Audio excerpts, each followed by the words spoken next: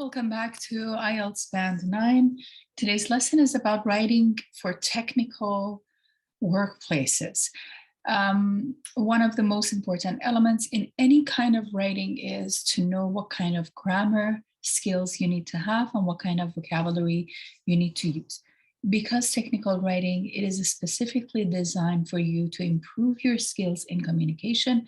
Within writing, you need to pay attention to the details. The first and foremost important element is to write in active voice. What do I mean by that? When you write in active voice, you're directly communicating with your audience. It is important to address the audience because the audience is supposed to decode your message that you communicate with them. The subject precedes the verb in this case, and in most sentences and highlighted. So remember that passive voice is only designed in writing or communication when you want to not to release some kind of information, which means if you don't want to say who did the action as your subject, or you don't care who did the action, or you don't know who did the action. So passive language is designed for report writing. And also, if you want to avoid blaming someone, for example, you're text messaging your friend or someone that you know, instead of saying that they made a mistake, for example, and they forgot to send you that email, you can say the email was not sent, which is the passive voice. So it is important to know what kind of grammar to use where to adjust your tone. Three important elements that you need to pay attention to is the audience, the purpose, and the tone. Tone, most importantly, is specifically dictated by the proper grammar and the vocabulary that you're using. For technical writing and the proper professional advanced writing in communication, of course, you need to also have concise language. What is the meaning of concise language? When you write in a concise way, you are supposed to avoid wordy language. So you only say what you need to say and you eliminate any other words that they do not serve a purpose within your sentence or within the content that you create to communicate for and by. The next element is fact-based. Anything that you write in professional writing, namely essay writing, for example, in IELTS or any other test, you should only rely on facts. You need to read more to be able to write better. Non-fiction writing will adjust that tone. The next element is objective writing.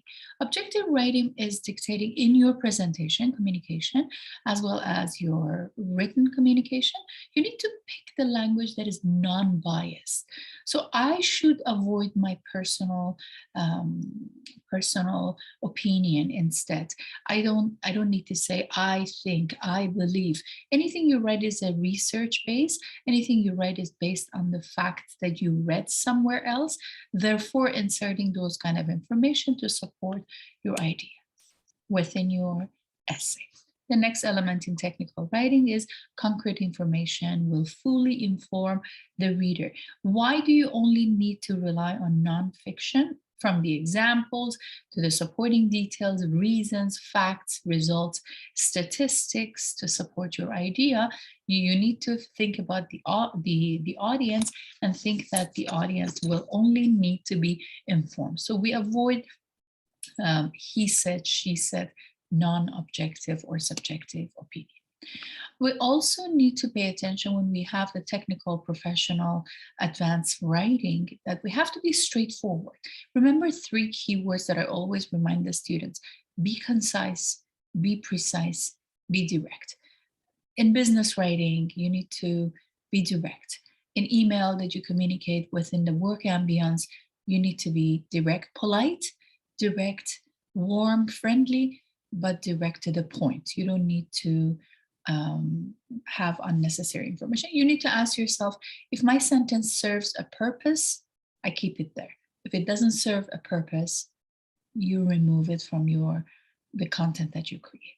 So these are the most important elements that you need to evaluate when you're writing. Any kind of topic that you receive to write in business, as well as any kind of tests, professional tests or proficiency tests, very much the same as IELTS, that you're taking, you need to think about the purpose, you need to think about the audience, the content that you create, the document life. You need to do a little bit of a due diligence and your research. Liability of the document is very important. You need to think about, is this document good enough? Is this document the truth and accurate that I can use it? And before you start writing. Something else that you need to keep that in mind is you always keep the readers as the center, because your audience is the other side of the communication that they need to decode your message. So the message that you create is encoded by your thoughts, by the facts supported by the examples. You're trying to send a message to your audience. You need to focus on how the audience would definitely react, or how would they be able to decode your kind of message. So in order to do that, you need to think about who is the target audience. They give you an essay topic, or in business that you're writing, you need to know who exactly is your target audience. Once it is clear, if it is internal, if it is external, and if you need to adjust your tone in formal, informal, how much of a detail you need to add, and so on. Because sometimes when you send an email in business ambience, you need to be careful not to reply all, as I always suggest to the professionals executives that I'm training. The next one, what are their perspectives on the topic? So you need to read your own writing, your own communication message, and put yourself in the shoes of the audience and think about, okay, what would they think? And what would I think if I were my own audience? In order to do that, you need to have a good perspective on the topic, on anything that you communicate, and any document that you share. So you need to be careful about the role and the relationship of the reader, if it is positive, if it is negative. That is the main reason that you need to avoid passive language in your writing. You need to think about active language, and you need to make sure that you avoid writing pronouns like I and we. First pronouns, first person pronouns, plural or singular, I or we, are not suggested in professional and advanced writing. They make your writing dull. They make your writing not very professional. You need to use you, for example, address the audience directly. So think about the audience as the audience, or the reader of your communication content is the center of your writing. It is very important to have a reason that you create any kind of information. The goal of your writing is the purpose of creating that message. So remember that asking yourself this question, why am I writing, or why am I trying to communicate? From a very single text message that you create, you can simply think about, who am I sending, which is the audience? Why am I writing, the reason or the purpose that you're creating that message, and how am I writing? It means I need to adjust my tone. The text message that you're writing it down to your employer is different than the text message to your friends or the loved ones. What do I want them to learn as a result of reading the information? So always put yourself in their shoes in order to communicate in a clear, concise, and precise way. And you always ask yourself, how can I plan to the content to meet the reader's need? The next element is, what does my reader need to know to be able to act? So you don't need to give extra information to confuse your reader. You need to just give them as much as information that they need to know to be able to cooperate with you and fulfill that loop. For example, you're asking a question, you just give that kind of information that they need to know. What kind of information would help the reader understand the situation to make the decision? Sometimes we need to send the context. If they're clear about something, they would be able to have a better decision making. This style of writing is a professional style of writing. In business and in test taking, proficiency test taking, both, you need to follow these steps. You can also ask yourself, what is the reader's degree of expertise on the subject? Can I use jargons? Can I use technical words?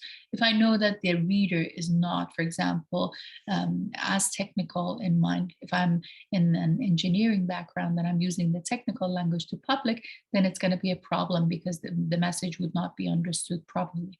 Once again, this kind of technical writing, it is essential these skills to be learned by professionals in business, as well as anyone who's taking the proficiency test. What does the reader already know? If they already know, you can just declutter your writing and make sure that your writing is in a concise way. And what does the reader need to know is another element that you need to focus on.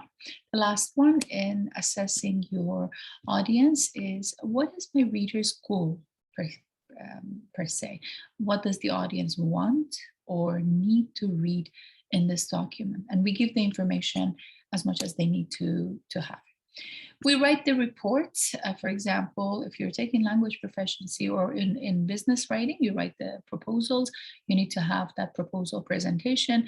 When you write the report, you need to do your research a little bit. You need to be aware of how that research is done and who exactly is going to read that specific writing. The tone is the next element, next and last element for the lesson today. Tone refers to the attitude that you write. Is your attitude angry? If your attitude is polite but strict, if your attitude is caring, sympathetic, empathetic. So always make sure that you avoid any negative tone within your writing. For example, if I want to say that I did not receive that document, once again, I can use passive voice. I say, the department hasn't received the document yet. It is optimistic instead of not. I avoid using angry tone, and I avoid using sarcastic or cynical tone and so on. I always keep it optimistic, and the tone in technical writing and in professional writing is the most important step. So the word choices would be considered as diction. Any word that you select, check the dictionary and see if that word is serving a good purpose. Does that mean exactly what you have in mind and you want to say?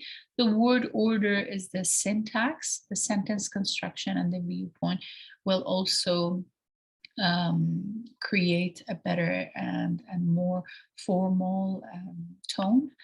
So to have that tone, you need to select good grammar, good vocabulary, as well as having proper adjustable, polite, empathetic, and logical tone. And therefore, you need to make sure that you don't use the first person. You use the second person, avoid I and you, and to have the better writing. I hope this lesson helps you today, and follow and subscribe for more technical writing in business and professional testing. Have a great day.